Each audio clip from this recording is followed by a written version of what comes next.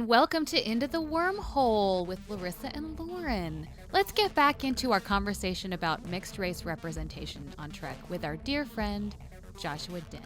Enjoy. Well, can we, is this a good time to go into Ziyal more? Because I thought what was interesting is a couple of days ago, you did share that little blip about production and the writing about how, you know, they were deciding we need to kill somebody off. Let's pick Ziyal. Yeah. That was, they called her a puppy. I thought that was icky.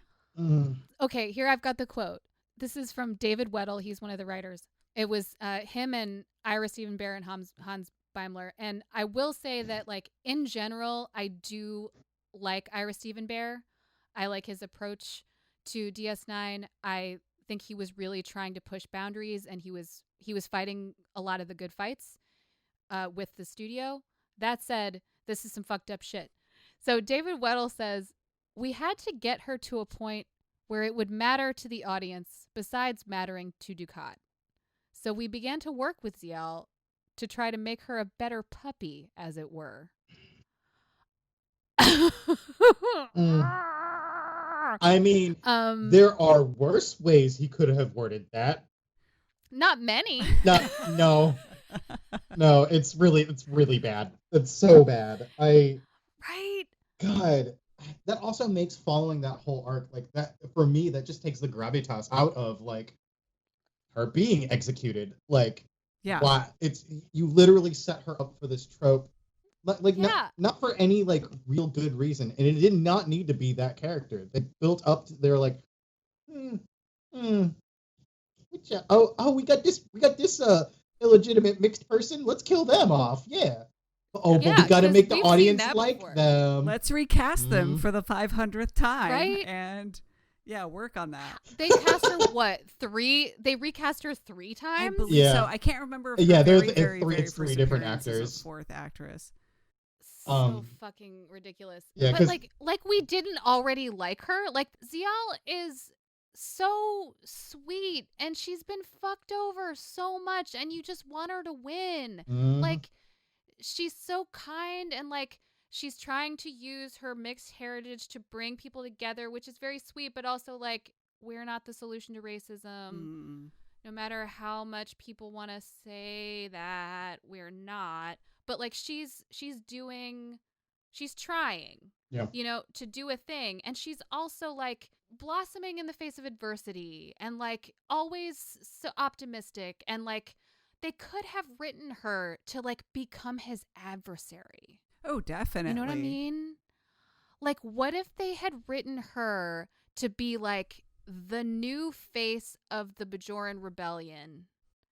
And she's looking her dad in the face and being like, you remember when you tried to kill me because you're racist? You know, like now I am choosing the side of the oppressed instead of the side of the oppressor, and I'm going to stand on the front lines with my brothers and sisters who are from Bajor who have been oppressed to shit, and I'm going to get you because fuck you. And I think you could say she doesn't have to be anti-Cardassian even if she's anti her father. Like, I think, yes, she can be totally anti-Dukat. I do think you guys are bringing up a good point about having to pick sides. And I think that would have been a very interesting dynamic for her. I think when they started to go in that final arc, when they casted the last actress, they wanted to get her involved with Garrick. Which, by the way, like if they had killed Garrick, people would have been pissed. And he's not a puppy. You know, people just... Like, you make a character a good character. You don't try to write to make them a disposable character. People lost their shit when they killed Tuvix on Voyager, and he was only in 1 episode. Anyway, I always had a problem with Ziyal. It's because Deep Space Nine, I had a huge crush on Garrick, which I've mentioned before. I'm dressed as him in our artwork, if you even see it. And so when I knew about Ziyal and the fact that she was coming, I was like, stay away from him. He's mine and kind of Bashir's, but mostly mine. But I always felt like she was the most interesting. I think it's Return to Grace when they're just all on that freighter and she's a little younger in that episode, that actress, and a little bit more naive. But I love that scene between her and Kira where she's like, she gives her a knife and says, try to attack me with a knife, I know what I'm doing. And Kira, of course, hands her ass. And Kira says, hey, best way to get out of a knife fight is don't get into a knife fight. And I thought she was an interesting interesting catalyst for Kira and Takat's relationship. I thought her, but like, I just never felt like they knew exactly what they were doing with her. Like they never gave her, Ziyal, her due diligence as far as developing her as a character. It was always, what can she do for other parts of the show? Yes. And there's like 100%. I feel like there's like a million layers to that too, because you have like the sexist layer of that, where you have, basically this woman character who is basically written to just serve other people's interests, and then also the intersection of like racism and like her basically like also being like Bajorian representative, because that had to be a thing, and she has to do all the work for that, and to like make her dad suck less. And it's like, there's just, it's like all of this like layer upon layer of just work that she had to do as a character, and she was written that way. And it's like, Doug, you could have had like so many other characters on the show fulfill so many of those roles and have like these storylines where she could just be a fucking person. Yes. They like literally wrote work for her to do. Yeah. And what that's doing to the audience then is like teaching them that like it's up to us to bring together the two warring cultures that we come from. It's up to us to make the peace happen. Like, we are the best people for that job. And that's not true. Yeah. Like they're just like throwing all this work on her, and she's also so optimistic and happy to do it all the time. She's just like, I'm so happy to do it. Please come to dinner with my dad. I just really want you guys to get along. It's like yeah, big ol' fuck that. I'm so over that phase of my life. Fuck no. Yeah, and she's always something to someone else. She's always Ducat's daughter. She's always Kira's friend. She's always Garrick's kind of girlfriend, love interest. But kind of. Which also just started another conversation of like, wait, how old is Garrick in some of these characters? We're getting confused. But I was gonna say, she was never really allowed to stand on her own 2 feet. 100%, I feel like. Yes, absolutely. I will say that I don't necessarily understand the romantic aspect of it, but I do understand her gravitating toward wanting to be friends with Garrick because she's alone, and he's the only Cardassian on the station. So like that to me felt very true. And I agree with that. Like I think that had potential. I just, again, it's like, we're reaching for that, but we just don't quite. I mean, even when she dies, Garrick is just like, too bad. So sad.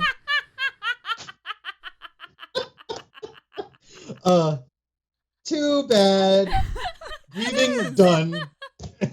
Yeah, well, because I think like kind of what like we're getting at there is like that, like, oh, we have 2 people, the only 2 people in this entire show who happen to be compatible in a romantic way, who are representing a species of some kind. Will they? Won't they?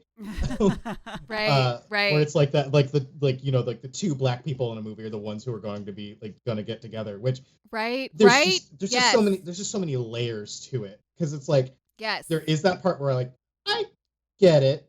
Like, I mean, just thinking about like Larissa and me at parties when that was a thing that could happen. Like, it's parties. Sad parade. No, but I think like it's pretty much inevitable that we're, if we're at a party and it's like majority white people, probably all of the brown people found each other and we're now hanging out on my porch. Oh yeah. Wait, I seem to remember that being every party at your house. Ever. Yeah. Yeah.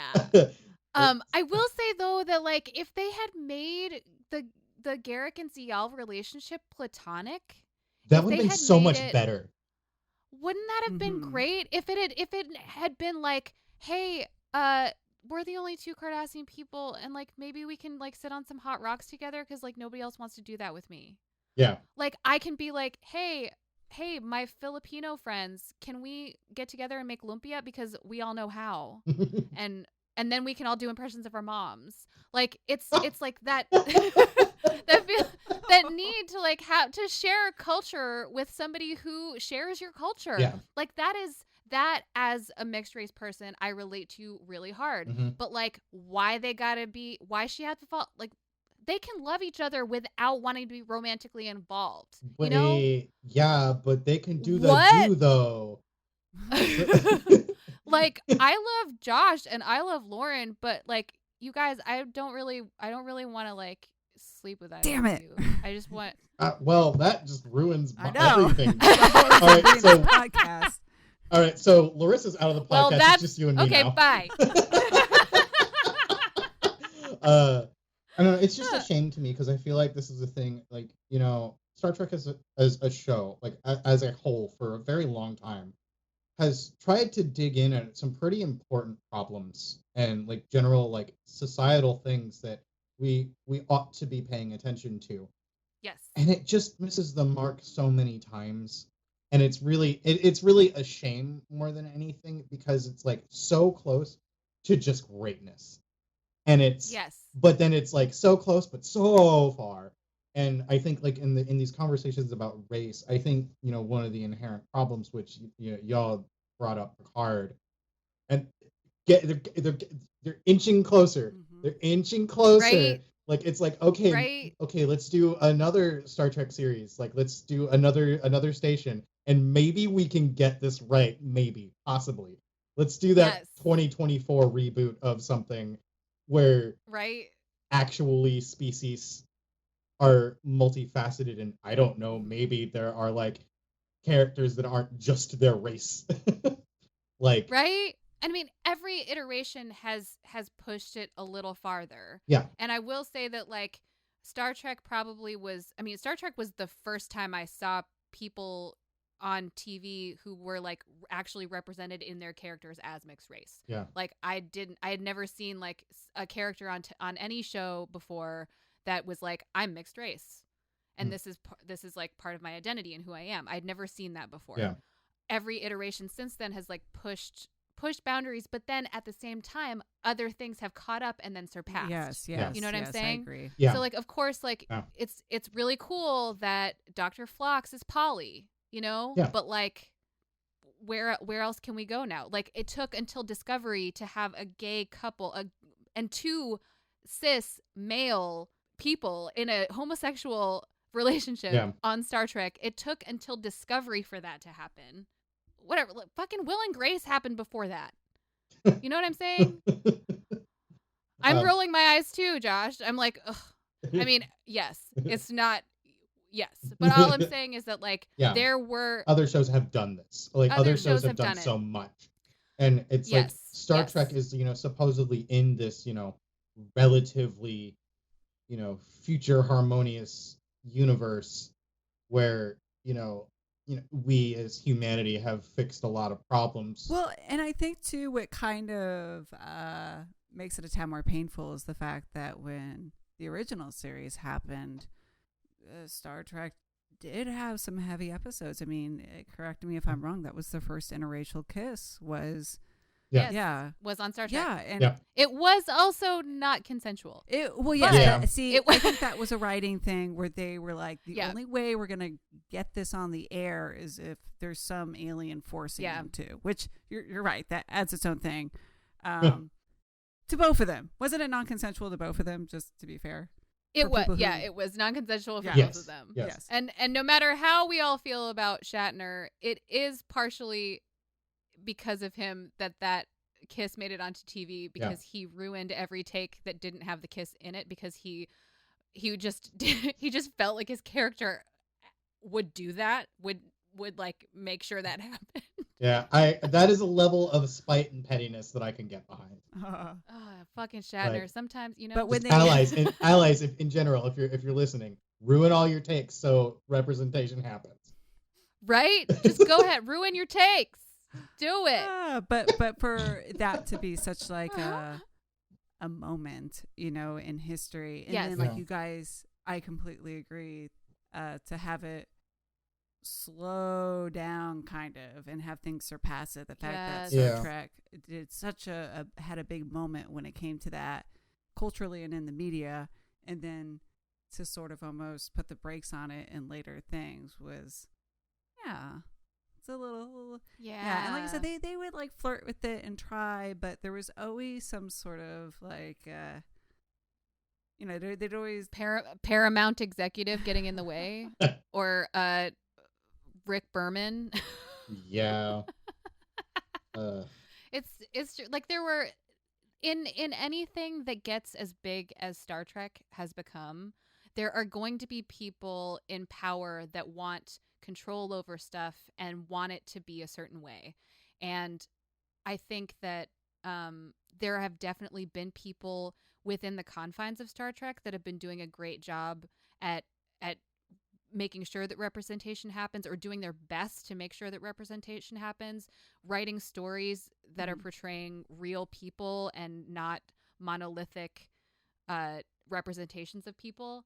And then there are going to be misses, and that's totally understandable that there are going to be misses. But I think the fact that we're even talking about this, the fact that Star Trek has been trying, is in itself important. Like the fact that they made an effort is important, because there are so many people in entertainment and media that are not making an effort at all. In any way. Like 0% effort. For sure. And the fact that they're hiring a Black female director directing Picard. Like, that's great. Yeah, so I agree with everything you just said, with an asterisk, and that, something that I find problematic in just like allyship, and particularly what I'll I guess is like referred to as like performative allyship, is that yes, that representation is important, but it has to go into the systems of how it's made, like which is kind of what you were alluding to, like having directors and stuff, but it needs to go further than that. It needs to be some of the basically the people who are greenlighting some of this shit, that also need to be from more backgrounds than rich white dude. And like, because like even though like a Black director is going to be able to push more boundaries and honestly probably have more expertise in working with the system anyways, just because the hoops that had to have been jumped through just to get there. That said, there's still the power of general like systemic tone policing of any kind of representation. Like it goes in like race, be it racial, sexuality, gender. It's the, and I think you talked about how start like how always a little bit pushing the boundaries and trying, like always trying. A big part of that is because of that lack of system like support for any of the other voices to be heard and seen, and also be told by the people who are, I don't know, maybe more experts on it than your fucking white male like writer trying to like write a nuanced like third generation mixed race female character. Like, right? Maybe not the best person to write those stories. I don't know. Yes, exactly. I'm totally on that page with you. Yeah. I just think it's important to elaborate, because like so many people think, oh, I see the brown person, they did the work, hooray, racism's done. It's like, it's not. Oh honey, it's a process. We're not even close. We're not even close. It's a journey. It's a process. There is not gonna be a singular moment in which racism is done. We beat it. There's no omega particle that will just magically make racism disappear. It doesn't exist. So that doesn't exist. I think what I mean about that was that like the franchise of Star Trek in general seems to be making a continuous effort. Yeah. And that is important. Like there are, like you said, a lot of shows and movies and media and stuff where people will be like, here's a person. Look, we did it. Okay, all done. And that's it. Yeah. You know? But a franchise like Star Trek is trying to do it all the time. Yeah. And I do also think with these new iterations, especially with Discovery, they're doing it and they're not asking to be congratulated, which is nice. Yeah. Like they're just doing it. Yes. And they're not like, look what we did. Do you see it? Do you see it? Do you see it? Do we get an award? Give me a piece of cake. I want cake now because I did it and I worked hard. Is it cake? Yeah. Is it cake? Well, yeah. Fucking to Girardi, Josh's sorry. point, I that kind of echoes some of the things I was thinking of, where we do have evidence, especially with the internet now, that some people, whether it was a freelance writer who submitted a script or somebody who was a showrunner, wanted to push things like designed by committee. I think as creatives, you guys as musicians and myself as an illustrator, where we work on projects where there's so many layers of people. There's you, there's the art director, there's this, there's this person, is that, sometimes there's a lot of roadblocks. And I agree, like you got to get people in there of different experiences and backgrounds on many levels and communities, because what happened to Ziyal or what happened in this episode, blah, blah, blah, isn't just because of like one thing. It was a very organic web of issues and problems. And it just sucks when you do have something that's good and it goes through the filter of studio execs or something, and what comes out is sort of a shallow representation of maybe what was a more progressive idea. Yes. Like you can't just clip like one little part of the web and expect the entire thing to fall apart. Like the whole web has to change. Yeah. Like the whole thing has to come down. And on every level, like you said, like both of you said, on every level, there has to be representation so that when those ideas do go through that web and do go through that filter, that the people who are greenlighting it are like, that is real. That's a real idea right there. That's a real thing. And it needs to go all the way. It needs to go all the way there. And we're going to make sure that it goes all the way there. Like we're not going to interfere with it because we know that that's what this needs. That's that like, when I was a kid, I wanted to see that. When I was a kid, I would have benefited from seeing that, and that's a thing that, like a whole bunch of white male executives are not going to think is important because they didn't need it. It doesn't matter to them. Right. It doesn't affect them. So even people like the three of us that are talking about this right now in the higher reaches of like widely distributed media like Star Trek that can be like, yes, no, that's horrible. No, absolutely not. Code of honor should never have been made. Like. And the worst part is that is one where a lot of people were, as they were filming it, were saying, I don't think we should be doing this. And it still got through. Oh my God, you guys, Like, I just read an interview with Gates McFadden, and she said that she went to the executives after they shot Code of Honor and she was like, it's terrible, it's racist, you shouldn't air it. And then they fired her. That's one of the reasons she got fired. Yay! And I was like, I fucking thought I couldn't love you any more than I already did. And I just fell in love with you even deeper. I don't recommend anyone go back and watch that episode. Don't watch Code of Honor. Never watch it. Never watch that episode. Yeah, Also probably Angel 1. Don't watch Angel 1 either. Right, because I want to love you so much. And I do. But we got to talk about your faults, honey. Yeah, we do. Well, and that's the thing is that I do want to like remind our listeners that like if we didn't care about Star Trek, we would not be having this conversation about it. Like I only want to talk about how they did this wrong because I hope that they do it better in the future because I love Star Trek so much. Because again, I'm going to say this again.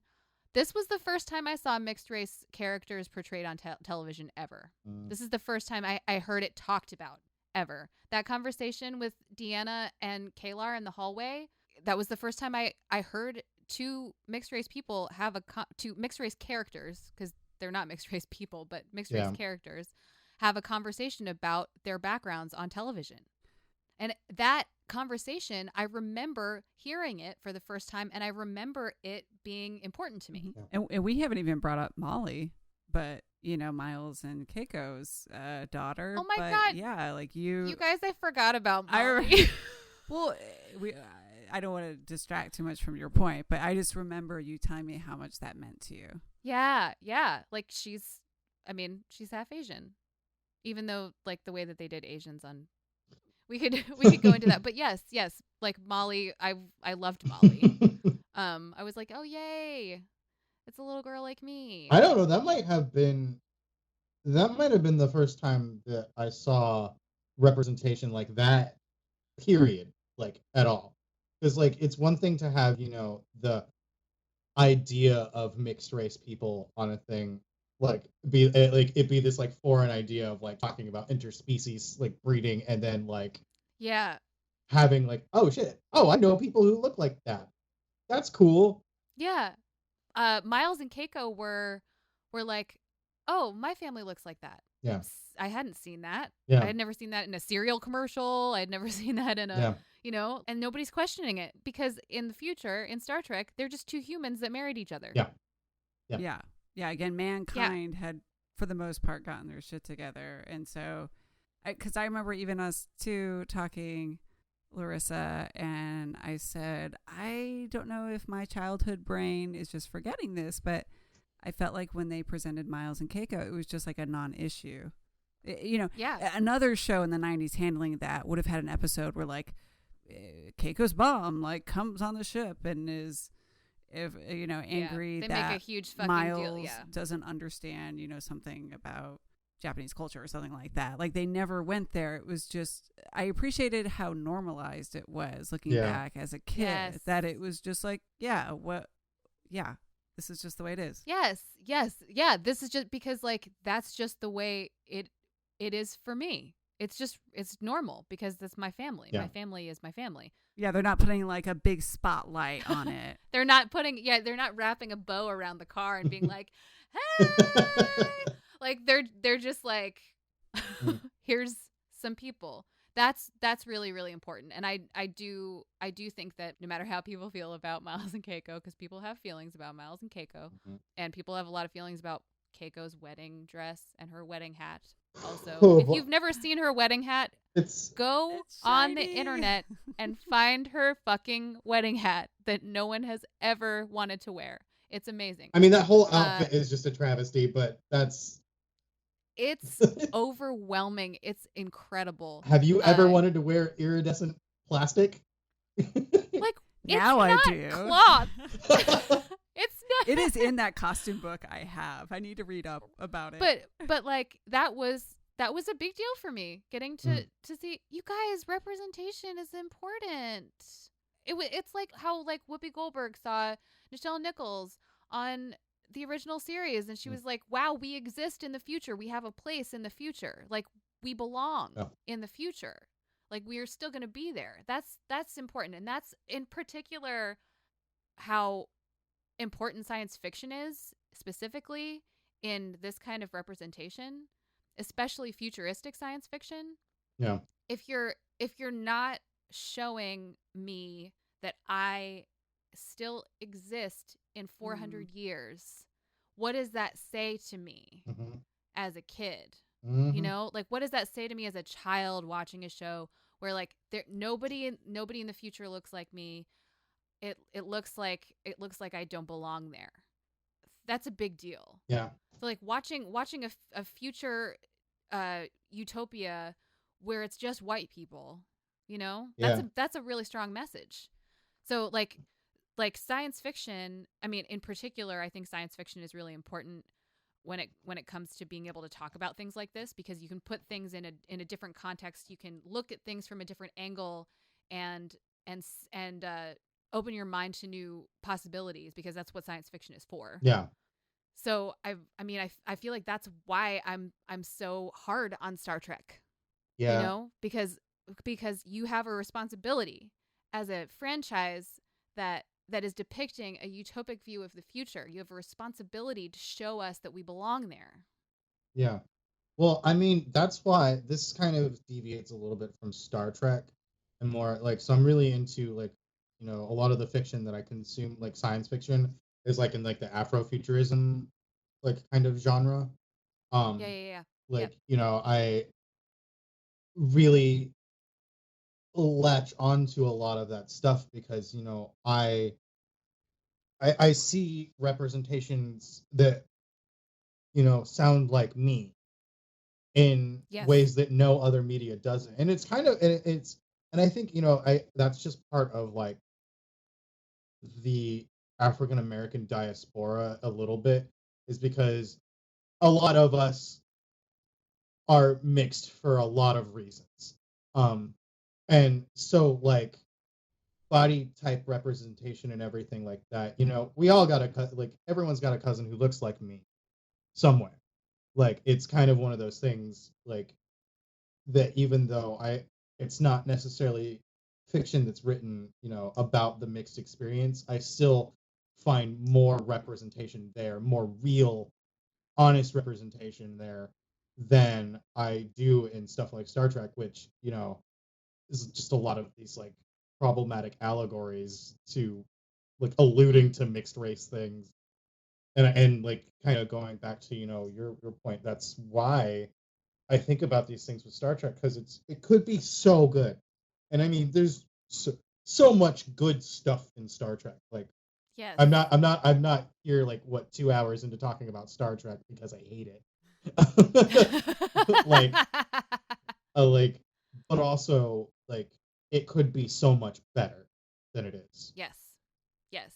I just want to touch on that very briefly. That is really an interesting point about the fact that a lot of us are mixed race for a lot of different reasons, and that's an important thing to think about. Like, a lot of us have violence in our ancestry, and there is not a depiction of that, with the exception kind of Ziyal, but even that, like, her parents still loved each other. It's all like we were two people that loved each other and wanted to have a baby together.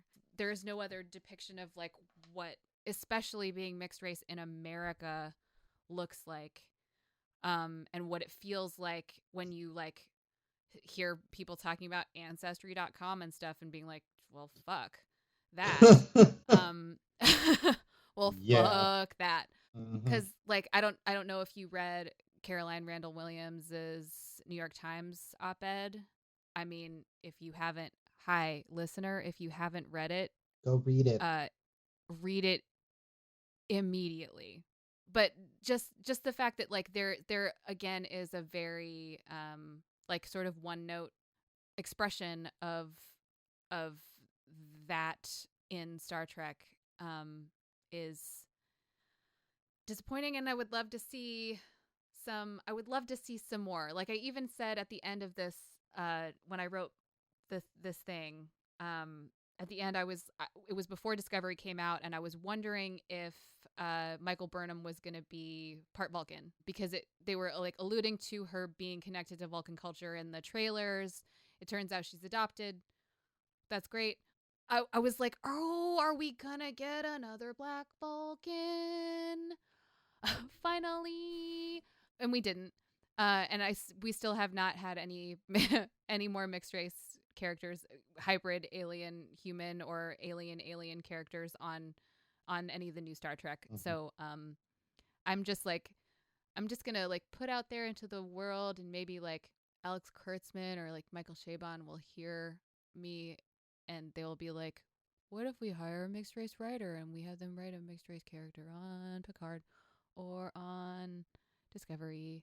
That would be cool. Or like maybe what this means is I just need to start writing fanfic. I don't know. Oh, then your work can get stolen by a white guy. Oh, awesome! I have been waiting for that opportunity. Well, are you guys hanging in there? Yeah, I'm doing great. Okay. I just want to make sure because I kind of felt like this might be an interesting time. Are we going to talk about Spock? Oh shit! We didn't even fucking talk about Spock, you guys. Right, we talked about mixed race characters for 2.5 hours, and we haven't even talked about Spock. That's Larissa. Not logical. Oh my god!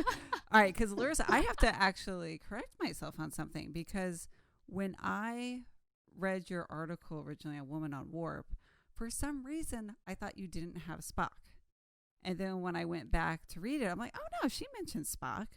But I remember Spock was the first on my list. I know. But I remember having interesting conversations with you after the fact about how there were other hybrid characters that were more kind of relative and potent to the points you're making because Spock was passing.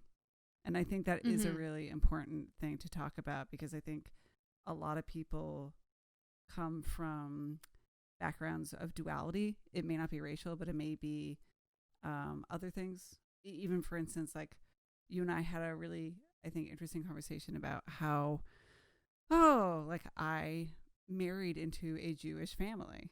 And now I have children who, even if we don't practice that, to some people, they will always be half Jewish and come from that. Mm-hmm. And you and I had kind of like talked about what it's like to be part of communities that feel threatened, especially with the uprising of current events. And so for me, a lot of the anti-Semitic behavior was very jarring, even though I'm not Jewish, my husband doesn't practice, but just the fact that that's in our background, we know for some people that's enough. But I was very quick when we were talking to say, however, when I walk out the door, people don't know that. Like, my whiteness is definitely a luxury and a privilege and a shield for me. And so, one of the things that we were talking about with Spock and other hybrid characters is that sort of shield where, and you brought up Troy, like, unless you really look at her eyes, you don't know that she's half Betazoid unless she volunteers that information. Yeah, it's totally true. I mean, Troy could be Betazoid passing or human passing. Like, Troy is fine anywhere in either culture. Spock is totally Vulcan passing. Like he if you don't know that his mom is human, then you wouldn't know that he's part human. On the show, they treat him like he's full Vulcan. Yeah.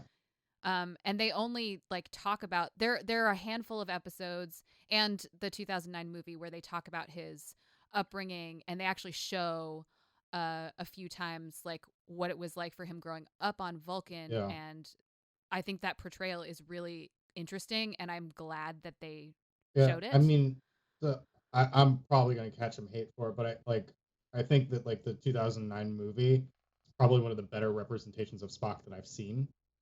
Yeah, I agree. I just like I like that they delved into that. Still, that monolithic culture thing is just gonna keep being a problem here because it's like well, because I find it so fascinating to me that like we present Vulcans as like this super logical, hyper logical, only logic race, but then they do some dumbass shit like they like just like throughout the whole of the series, like Vulcans do some dumb shit, and it's just like, I mean, it's probably like some like commentary on intellectualism and how false intellectualism is probably a problem. But anyways, like it's like weird to me because they are writing these characters up. I only function on logic and reason and whatever, and like then Spock's conflicts are all like, I had an emotion. Yes. I had an emotion and I don't know how to deal with this. And then like Star Trek's like, emotions are good because people good. And it's it's like, but then how do you reconcile that? Because like here's Spock, he's been given this. He's been put in this position that a lot of mixed race people are put in, where he's forced to choose. He has to choose human culture or Vulcan culture. He goes to the Vulcan Science Academy, or he goes to Starfleet, and then he continues to have to like prove himself to Sarek over and over and over for his entire life. It breaks down their whole relationship. They don't talk anymore. Like, he finds out that his dad died from Picard. Yeah, that was in Unification, right? Yeah. Yeah. Like, that was so sad. And he's just kind of like, I'm sad, okay. And then it kind of just moves on, and I'm like, yo, Picard had literally a better relationship with your dad than you did. And we're not really talking about why that's so problematic and fucked up. Like, yeah, we're not talking about that. Like the conversation where like Picard had mind melded with Sarek, but like Spock never did. I mean, I love Spock a lot. I think that it's interesting that they decide, like, they could very well have just decided to make Spock full Vulcan. Like, I don't really understand why they decided to make him half human, because he operates as full Vulcan on the Enterprise. But I am happy about it because it does add nuance to his character. So it makes me relate to him a little more, and it like shows flaws in Vulcan culture. It shows some issues with Vulcan culture that are a big deal. Like, I mean, Vulcans are kind of racist. So like it exposes that. Yeah, sorry. No, I was going to say one of the main problems I have with the Deep Space Nine baseball episode, this is really random, is that oh my God. Like, I forget what that character's name is. Yo, I haven't watched that in so long. Oh my God. That was the only episode when I watched Deep Space Nine that the person I was watching with said, oh, we can skip this one. And I finally watched it maybe a few months ago. And it's like a throwaway comment. It's the Vulcan, adversary to Sisko, like they didn't like each other in school, but they just say like, oh yeah, he has an all Vulcan crew, and I'm like, what the fuck? That would never happen. Like, can you imagine a company that's never like, happen. We have no women, or we have like, we're all white, like a ship that's nothing but Vulcans in Starfleet. I'm like, it seems like human resources needs to have him watch like a 20-minute video about diversity in the workplace and initial here, and here, because I'm like, that wouldn't happen. That absolutely would not. I mean, it would be different if it was a Vulcan ship, but that's a Starfleet ship. He only has a Vulcan crew, or like an. That's my biggest problem with that episode. Anyways, I mean, among other things. Well, aside from the fact that it's just a baseball episode, and they're so mean to Rom. But Worf has the best line, which is "Death to the opposition." I like Worf as my God, fucking Worf. I mean, that's how to sports, okay? Like, back off. That's how I need to. Yeah, that's how you sports, right? I don't know sports. What are they? I think you do a thing with the ball and it goes into a place and then you get the points. Oh. Going back to Spock, especially in 2S,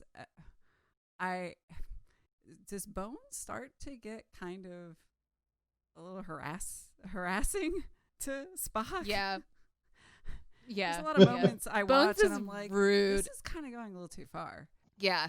So the thing with the original series is that, and actually the thing with all of Star Trek is that like it's a product of its time. So like they could do those things and nobody was gonna have a problem with it. Like nobody was gonna tell them not to do that. It was like, it would be funny if Bones, who's grumpy, would just like make fun of this other character for his race all the time and give him a lot of shit. Yeah. And they definitely took that away a lot in the movies. I have my own problems with the J.J. Abrams movies, but they didn't. For sure. It was it's more just like Bones being like, like Spock annoys me for this reason or that reason, but it's not like, damn Vulcans, it's more like Spock doesn't have a sense of humor, like that's more that I'm thinking about that in Beyond, when they're stuck together and it's more just like Spock is like, I don't get your humor and I don't really enjoy being around you, and Bones is like, same, And it's just like people, you know, instead of like Bones being like, only a Vulcan would say something like that. Yeah. Or, you know, and they were they were definitely trying to emulate that with Pulaski and Data. Yes. They were more quick to call out Pulaski for being an asshole to Data than they were to call out Bones for being an asshole to Spock, because Pulaski's a woman. It was easier to be like, she's a bitch. But Bones is just a country doctor. Like we've said before. It's so funny to me though, because talking about Data though, he's one of my favorite Star Trek characters because he's actually developed so much in so many nuanced, interesting ways. And it's like, okay, so you can write a nuanced robot, but you can't fucking write women and brown people well. Oh my God, Josh, yes. There it is. There it is, right there. Well, I mean, it's true. It's true. Well, that just boils down into the potential of what these shows could be, because they've done it with other characters. With characters that aren't representing anything real. Yes. Yes, it's true. It's true. It's true. It's true. Mm-hmm. The beauty of sci-fi. Right? Like you can do it. You can do it with Hugh. You can do it with Data.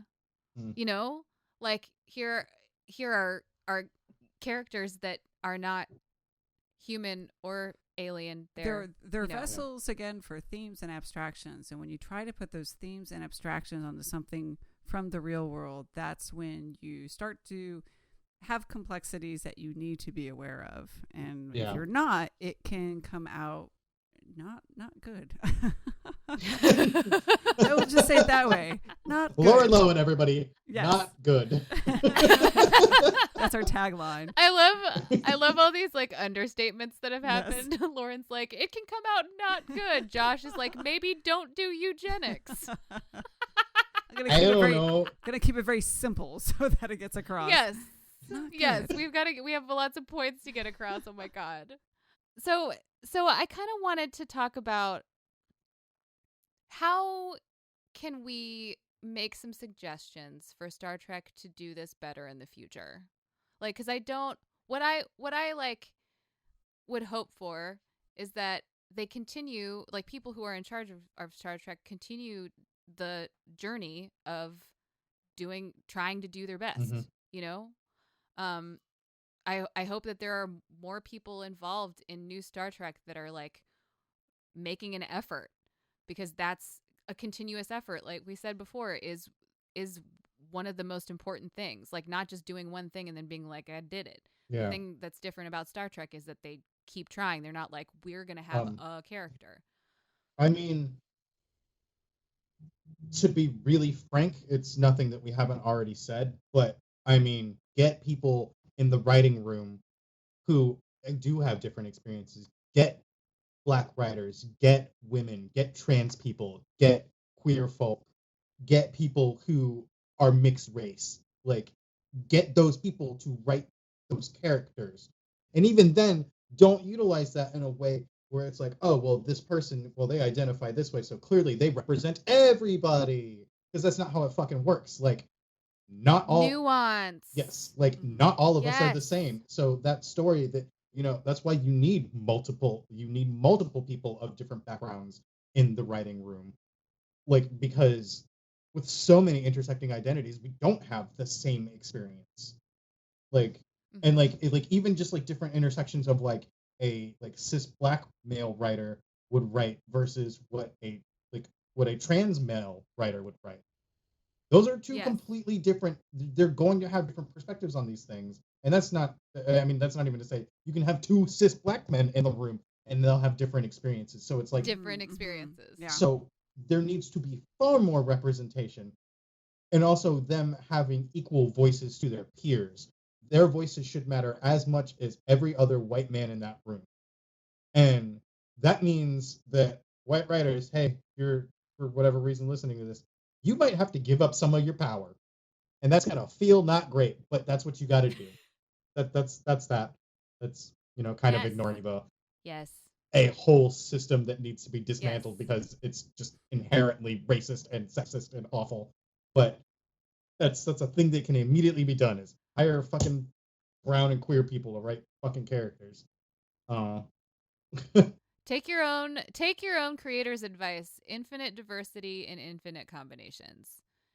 If you're trying to write a show where that is one of the cornerstones of the world that you've built, then the people that control the stories can't all look the same. It just doesn't make sense. Yeah. It makes it inauthentic. Honestly. So yeah, take your own dang advice. Take Gene Roddenberry's advice. Take that white guy's advice that started this whole thing, who like had some great ideas, who was problematic in some ways, but like, god dang. I love you, Star Trek. Do better. I love you, Star Trek. I love you, Star Trek. Do a better job. Like there are moments in Star Trek that make me feel so happy and like things are gonna be okay, and like there are other moments in Star Trek where I'm like, why? but at the sometimes end of the day, those moments are like mere seconds from each other. That's the worst part. Yes. Oh my god, that is too real. That is too fucking real. But in general, like all I want the showrunners and creators and writers and directors and actors on the show to know, and the executives who are in charge of putting this out, everyone at CBS, there is a very diverse fan base for Star Trek, and there's a reason for that. And I would go as far as to say that like the diverse fan base of Star Trek is kind of special as far as the world of television goes. It is like all kinds of diverse, and like we need you to know that, and we need to see that you know that. EXO, love you, Star Trek. We're fighting because I love you. I know. Any healthy relationship needs conflict. Yes, to there we grow. go. It's true. They say when you stop fighting, the love is gone. So I don't know if I like that exact language. right, yeah. It's like maybe you shouldn't be fighting, but exactly.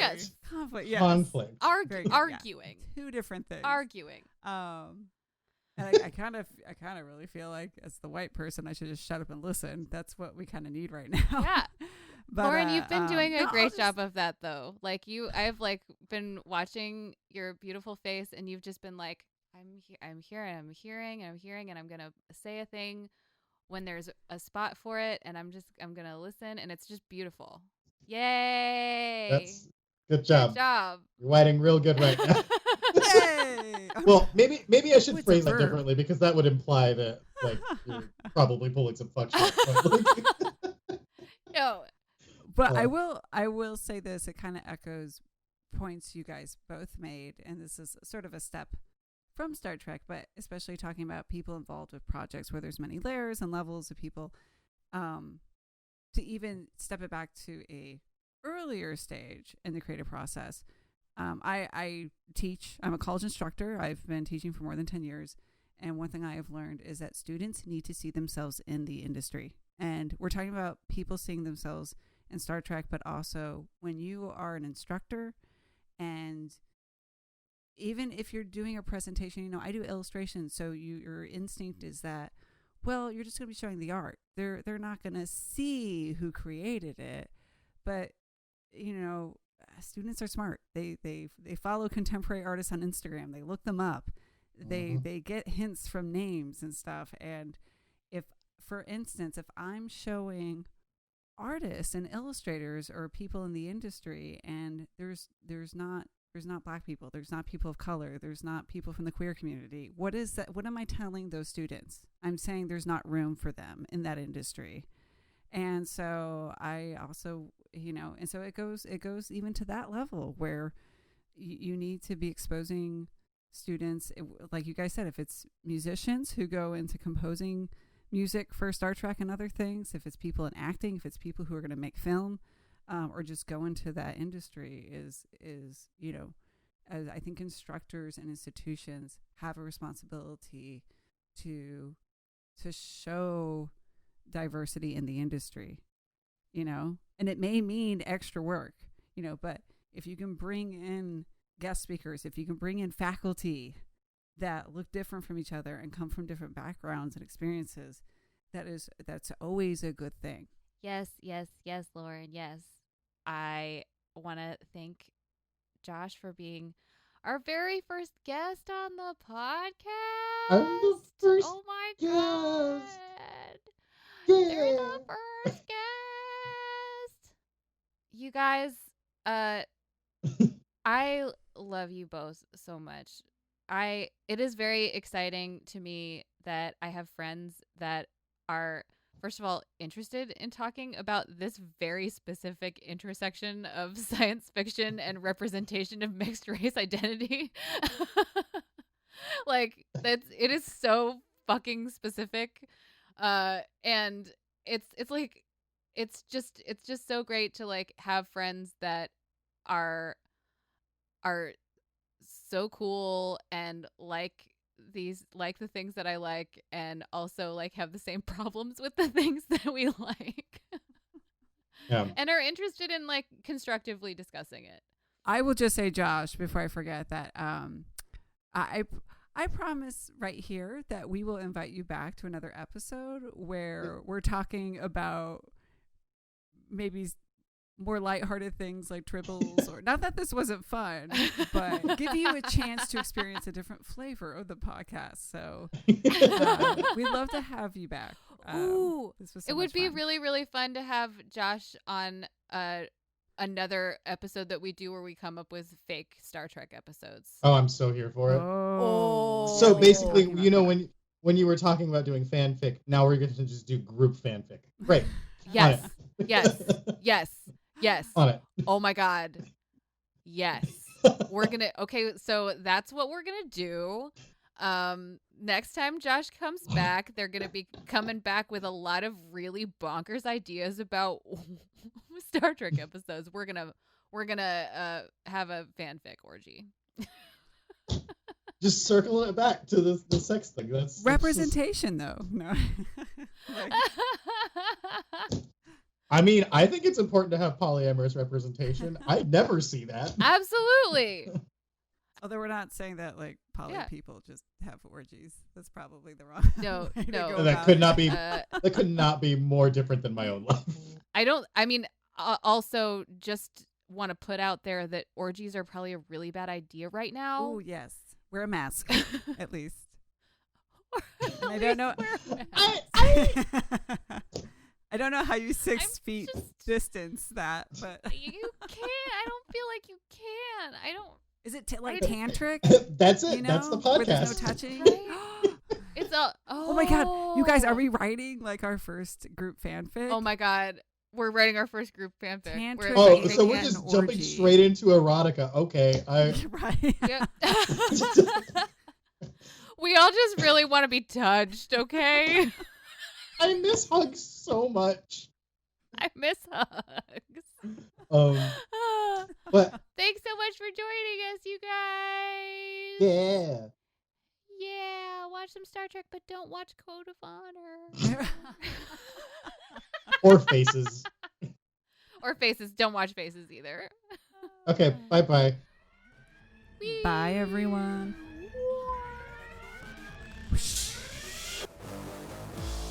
Find us in the collective at intothewormhole.show, on Instagram at intothewormhole.podcast.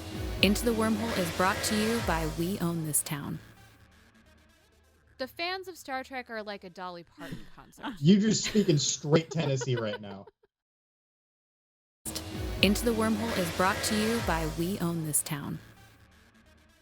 The fans of Star Trek are like a Dolly Parton concert. You just speaking straight Tennessee right now.